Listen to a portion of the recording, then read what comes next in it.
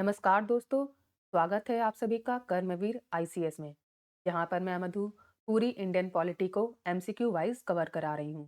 आज का lecture number 28 है, जो कि बेस्ड है फंडामेंटल ड्यूटीज पर। आप किसी भी गवर्नमेंट एग्जाम की तैयारी कर रहे हो, अगर इंडियन पॉलिटी आपके सिलेबस में है तो ये पूरी की पूरी एमसीक्यू प्लेलिस्ट आप सभी के लिए बहुत ही हेल्पफुल होगा। मेरी आप सभी से रिक्वेस्ट है कि आप एग्जाम देने से पहले इस पूरी की पूरी प्लेलिस्ट को कम से कम 3 से 4 बार जरूर देख लें, जिससे कि जब आप एग्जामिनेशन हॉल में पॉलिटी के एमसीक्यू को सॉल्व करें तो आपको काफ़ी इजी हो और आप अच्छे से सारे क्वेश्चंस को वहां पर अटेम्प्ट कर पाएं। इसी उम्मीद के साथ चलते हैं अपने पहले क्वेश्चन की तरफ। Question number first, the fundamental duties of a citizen do not include duty.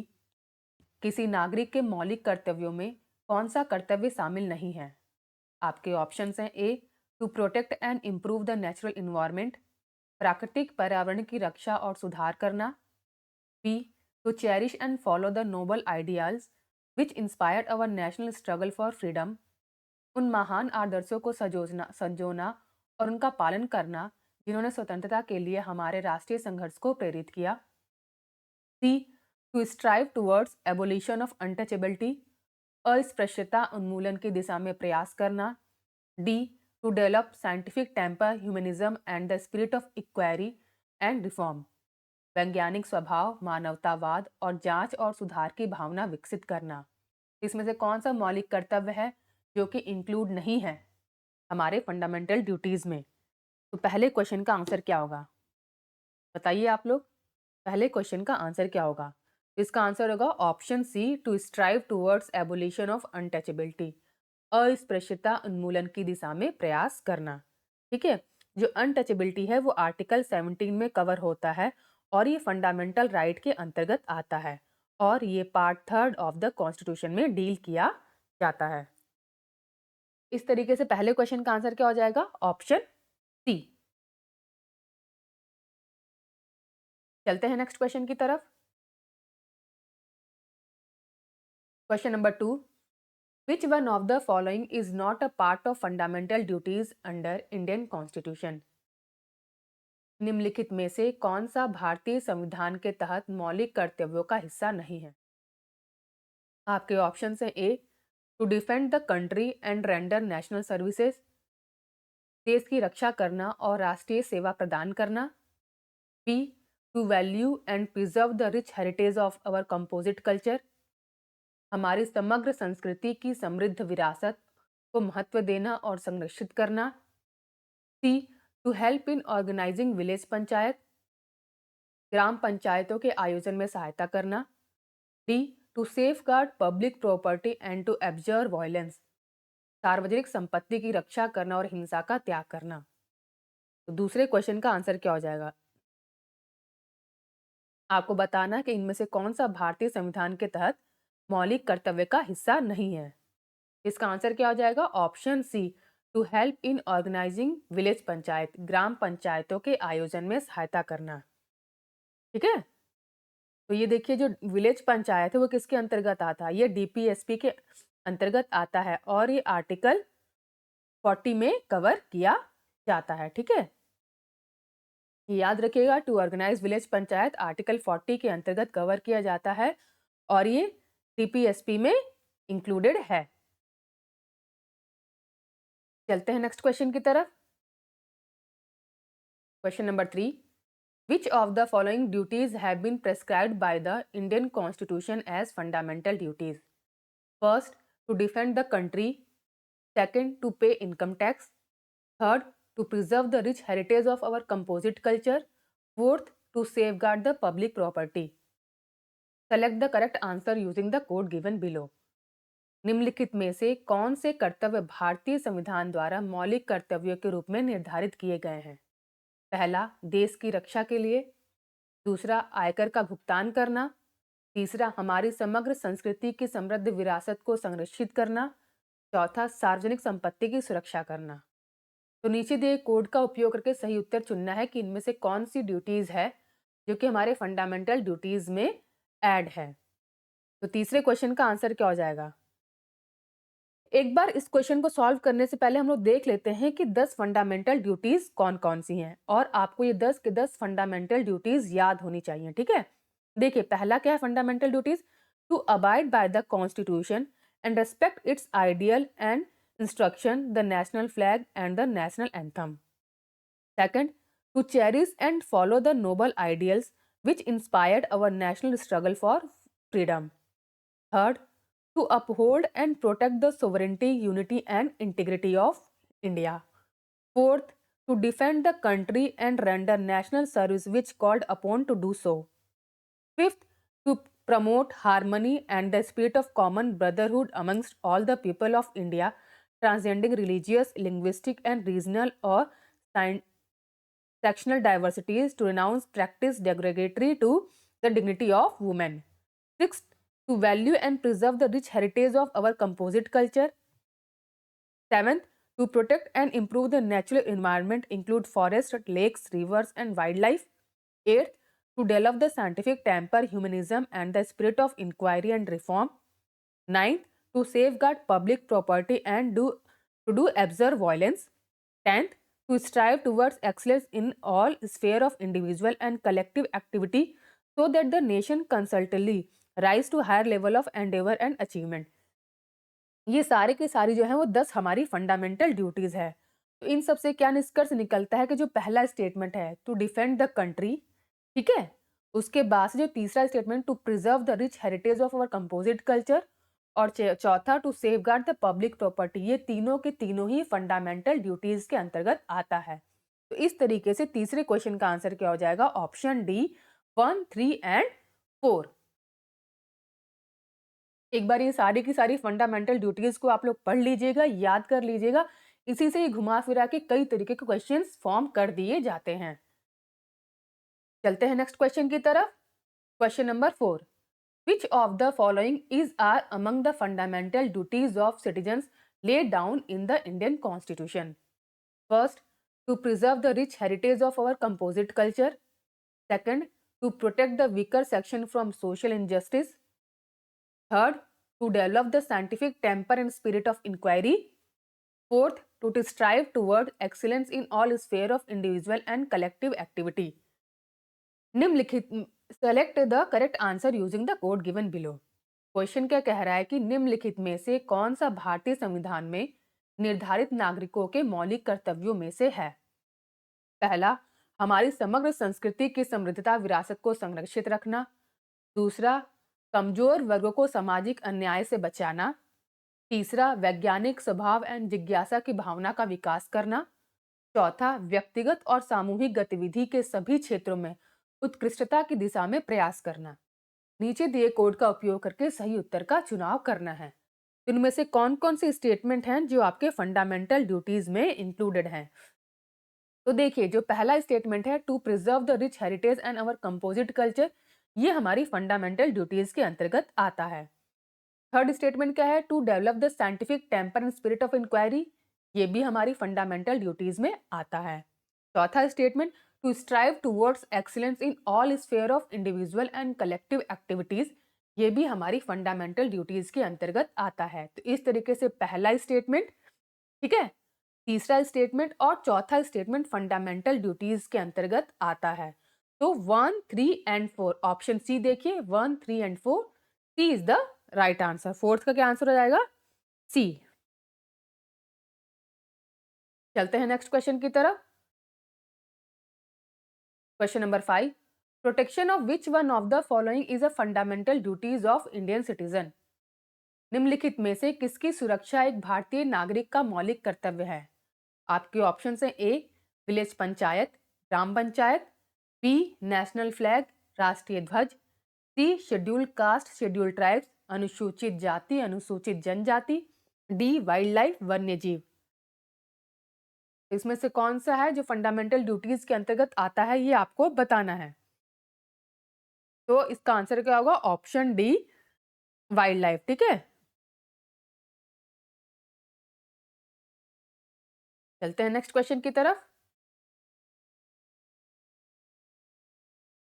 Question number 6, it shall be the duty of every citizen of India to protect and improve the natural environment. The above statement refer to which of the following article of the Constitution of India? प्राकृतिक पर्यावरण की रक्षा और सुधार करना भारत के प्रत्येक नागरिक का कर्तव्य होगा। उपरोक्त कथन भारत के संविधान के निम्नलिखित में से किस अनुच्छेद को संदर्भित करता है?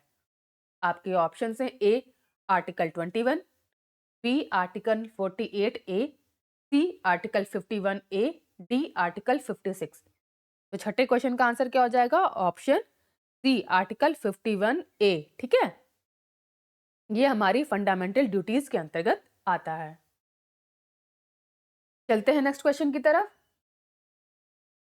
Question number 7, which one of the following is incorrect? निम्नलिखित में से कौन सा गलत है?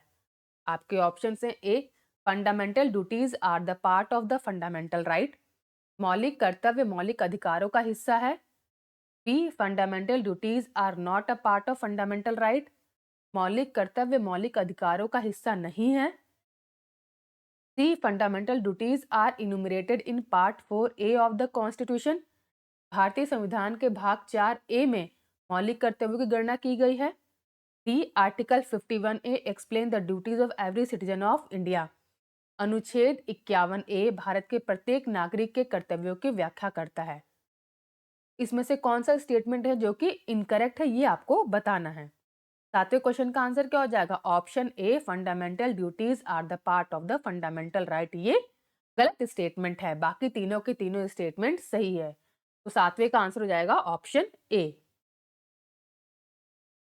चलते हैं नेक्स्ट क्वेश्चन की तरफ। Question number 8, which one of the following is not a fundamental duties? निम्नलिखित में से कौन सा मौलिक कर्तव्य नहीं है? आपके ऑप्शन हैं A to respect the national anthem, राष्ट्रगान का सम्मान करना।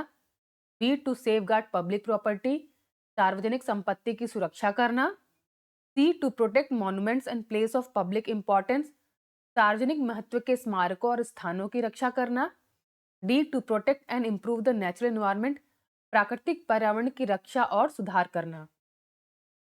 तो आठवें क्वेश्चन का आंसर क्या हो जाएगा? बताइए आठवें क्वेश्चन का आंसर क्या होगा? आठवें क्वेश्चन का आंसर होगा इसमें से कौन सा जो है कि मौलिक कर्तव्य नहीं है। तो सी स्टेटमेंट देखिए, to protect monument and places of public importance, ये फंडामेंटल ड्यूटीज में नहीं कवर किया गया है। तो आठवें का आंसर क्या हो जाएगा? Option C. चलते हैं नेक्स्ट क्वेश्चन की तरफ। Question number 9, how many fundamental duties are there in the Indian constitution? Bharat संविधान में कितने मौलिक कर्तव्य हैं? आपके ऑप्शन हैं ए 9, बी 11, सी 12, डी 20। तो 9वें क्वेश्चन का आंसर क्या हो जाएगा? Option B 11। ठीक है, चलते हैं नेक्स्ट क्वेश्चन की तरफ। Question number 10, which one of the following is not provided in part 4A fundamental duties of the Indian constitution? भारतीय संविधान के भाग 4A मौलिक कर्तव्यों में निम्नलिखित में से कौन सा प्रावधान नहीं किया गया है? आपके ऑप्शन हैं A to respect the national flag, राष्ट्रीय ध्वज का सम्मान करना। B to promote spirit of brotherhood amongst all people of India, भारत के सभी लोगों के बीच भाईचारे की भावना को बढ़ावा देना। C to respect our parents and teacher, अपने माता पिता और शिक्षकों का सम्मान करना। D to preserve the rich heritage of our composite culture, हमारी समग्र संस्कृति की समृद्ध विरासत को संरक्षित करना। तो 10वें क्वेश्चन का आंसर क्या हो जाएगा? इसका आंसर होगा option C to respect our parents and teacher. ये जो है हमारे कॉन्स्टिट्यूशन के फंडामेंटल ड्यूटीज में ऐड नहीं है। चलते हैं नेक्स्ट क्वेश्चन की तरफ। Question number 11, under the constitution of India which one of the following is not a fundamental duties? Bharat के संविधान के तहत निम्नलिखित में से कौन सा मौलिक कर्तव्य नहीं है? A to vote in public election, सार्वजनिक चुनाव में मतदान करना। B to develop scientific temper, वैज्ञानिक दृष्टिकोण विकसित करना। C to safeguard public property, सार्वजनिक संपत्ति की सुरक्षा करना। D to abide by the constitution and respect its ideal, संविधान का पालन करना और उसके आदर्शों का सम्मान करना। तो 11वें क्वेश्चन का आंसर क्या हो जाएगा? Option A, to vote in public election. ठीक है, चलते हैं नेक्स्ट क्वेश्चन की तरफ। Question number 12, which one of the following is not correctly match? निम्नलिखित में से कौन सा सही सुमेलित नहीं है? A, part second citizenship, B, part third fundamental right, C, part four directive principle state policy, और D, part fifth fundamental duties. इसमें से कौन सा सही करेक्टली मैच नहीं है वो आपको बताना है। 12वें क्वेश्चन का आंसर क्या हो जाएगा? Option D, part four part fifth fundamental duties. तो ये गलत स्टेटमेंट है, क्योंकि जो पार्ट 4A होता है उसमें फंडामेंटल ड्यूटीज को कवर किया गया है। इस तरीके से 12वें क्वेश्चन का आंसर क्या हो जाएगा? Option D. चलते हैं नेक्स्ट क्वेश्चन की तरफ। Question number 13, to uphold and protect the sovereignty, unity and integrity of India is a provision made in the. Bharat की संप्रभुता, एकता और अखंडता को बनाए रखने और उसकी रक्षा करने के लिए प्रावधान किया गया है। तो ये किसके अंतर्गत इसको इंक्लूड किया गया है ये आपको बताना है। A, preamble of the constitution, संविधान की प्रस्तावना, B, directive principle of state policy, राज्य के नीति निर्देशक सिद्धांत, सी, फंडामेंटल राइट, मौलिक अधिकार, या डी, फंडामेंटल ड्यूटीज, मौलिक कर्तव्य। 13वें क्वेश्चन का आंसर क्या है? Option D, fundamental duties. चलते हैं नेक्स्ट क्वेश्चन की तरफ। Question number 14, match list 1 with list 2 and select the correct answer from the code given below. अभी आपको आर्टिकल लिस्ट में कौन किससे रिलेटेड है उसका आर्टिकल आपको ऐड करना है। To foster respect of international law, ये किस आर्टिकल से रिलेटेड है? To have compassion for living creature, ये किस आर्टिकल से है? To develop scientific spirit of inquiry and reform, and चौथा, to separate judiciary from the executive in public service of the state, ये किस आर्टिकल से रिलेटेड है? इसका आपको मिलान करना है।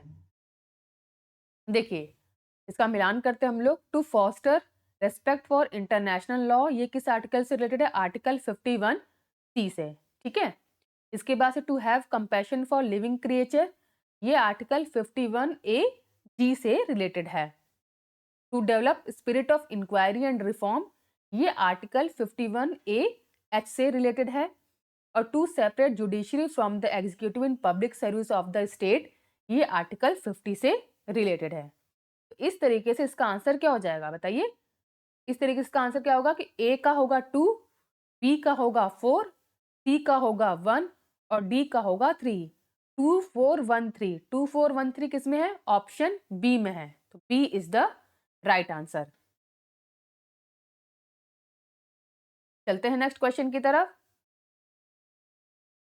Question number 15, given below are two statement assertion the union executive is headed by the president of India. Reason, there is no limitation on the power of president. In the context of the above, which of the following is correct? नीचे दो कथन दिए गए हैं। दावा, संघ कार्यकारिणी का नेतृत्व भारत के राष्ट्रपति द्वारा किया जाता है। कारण, राष्ट्रपति की शक्ति पर कोई सीमा नहीं है। उपयुक्त के संदर्भ में निम्नलिखित में से कौन सा सही है वो आपको बताना है। 15वें क्वेश्चन का आंसर क्या होगा बताइए? 15वें क्वेश्चन का आंसर क्या होगा?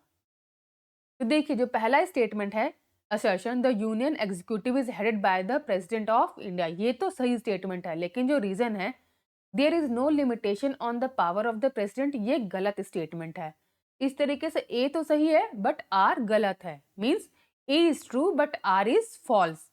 इसका आंसर क्या हो जाएगा? Option C, A is true R is false. 15 का आंसर क्या होगा? Option C. चलते हैं नेक्स्ट क्वेश्चन के लिए। Question number 16, how is the president elected in India? Bharat में राष्ट्रपति का चुनाव कैसे होता है? आपके ऑप्शन है ए, डायरेक्टली सीधे तौर पर, B, by Rajya Sabha member, C, by Lok Sabha member, या डी, बाय इनडायरेक्ट इलेक्शन। तो 16वें क्वेश्चन का आंसर क्या हो जाएगा? Option B, by indirect election. अच्छा, अब ये देखिए कि राष्ट्रपति के इलेक्शन में कौन कौन पार्टिसिपेट करता है, ये देख सकते हैं। इसमें all the elected member of both houses of parliament, मतलब लोकसभा और राज्यसभा के जो इलेक्टेड मेंबर होते हैं वो इसके इलेक्शन में पार्टिसिपेट करते हैं। ठीक है, और all the elected member of the legislative assembly of state, ये भी इसके वोटिंग उसमें आते हैं, ये लोग वोट करते हैं। और जो स्टेट है इसमें दो कैपिटल जो यूनियन टेरिटरीज हैं, दिल्ली और यूनियन टेरिटरीज ऑफ पुडुचेरी, इनमें भी जो इलेक्टेड मेंबर होते हैं वो भी इनके इलेक्शन में पार्टिसिपेट करते हैं। ये आप लोग याद रखिएगा कि प्रेसिडेंट का चुनाव कैसे होता है।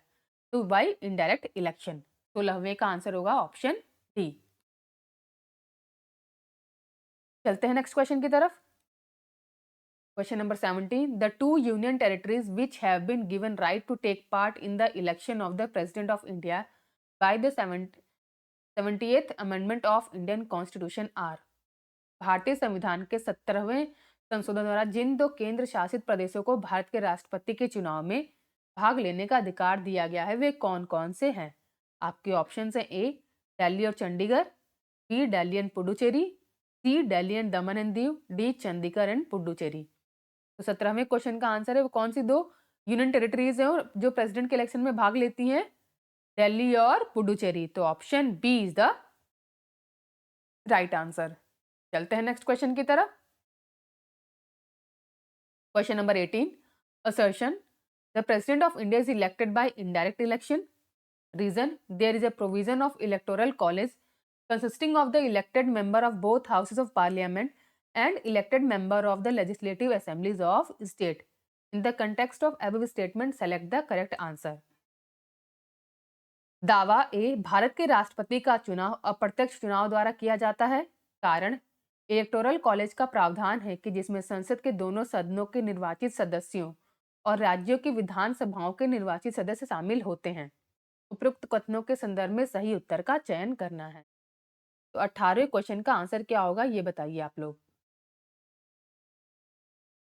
तो देखिए जो स्टेटमेंट है, रीजन क्या कह रहा है कि assertion A, the president of India is elected by indirect election, ये बिल्कुल सही स्टेटमेंट है। Reason, there is a provision of electoral college consisting of the elected member of both houses of parliament and elected member of the legislative assemblies of the state, ये भी बिल्कुल सही है। और जो रीजन आर है वो असर्शन एक की करेक्ट एक्सप्लेनेशन देता है।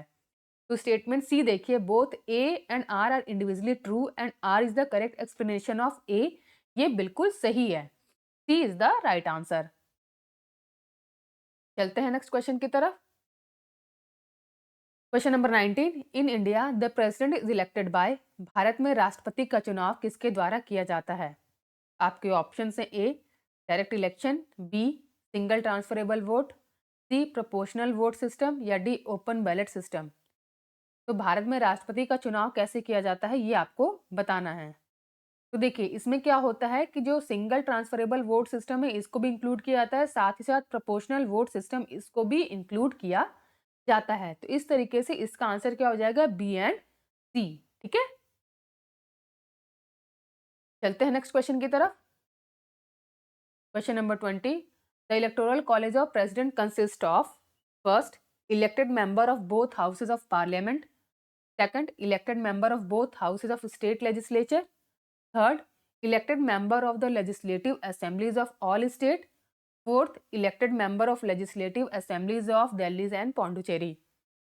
राष्ट्रपति के निर्वाचक मंडल में शामिल हैं पहला संसद के दोनों सदनों में निर्वाचित सदस्य, दूसरा राज्य विधानमंडल के दोनों सदनों के निर्वाचित सदस्य, तीसरा सभी राज्यों की विधानसभाओं के निर्वाचित सदस्य, चौथा दिल्ली और पौंडुचेरी की विधानसभाओं के निर्वाचित सदस्य। 20वें क्वेश्चन का आंसर क्या होगा ये आपको बताना है। तो बताइए कौन कौन से प्रेसिडेंट के इलेक्शन में भाग लेते हैं ये आपको बताना है। देखिए elected member of both houses of parliament ये प्रेसिडेंट के चुनाव में भाग लेते हैं। फिर तीसरा स्टेटमेंट कि elected member of the legislative assemblies of all state, ये भी बिल्कुल सही है। और चौथा जो देखिए कि the elected member of legislative assembly of Delhi and Pondicherry, ये भी बिल्कुल सही स्टेटमेंट है। तो फर्स्ट, थर्ड एंड फोर्थ इसका आंसर होगा। फर्स्ट, थर्ड एंड फोर्थ देखिए ऑप्शन डी में है। तो 20वें का आंसर क्या हो जाएगा? Option D. चलते हैं नेक्स्ट क्वेश्चन की तरफ।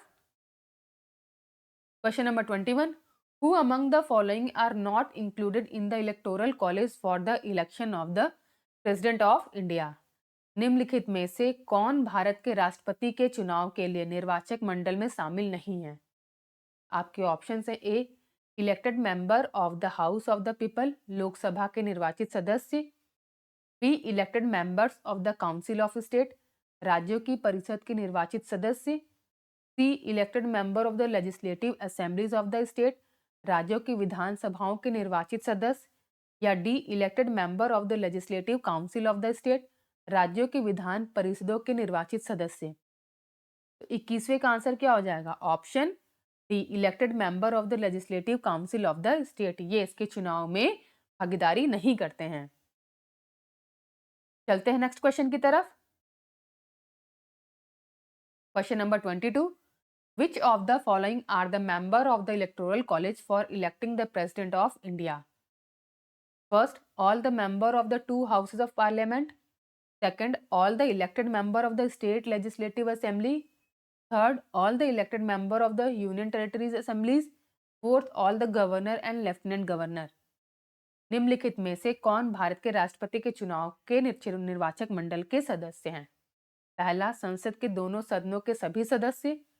सेकंड, राज्य विधानसभाओं के सभी निर्वाचित सदस्य, यूनियन टेरिटरी के सभी निर्वाचित सदस्य और सभी राज्यपाल और उपराज्यपाल। तो 22वें क्वेश्चन का आंसर क्या होगा? बताइए 22वें क्वेश्चन का आंसर क्या होगा?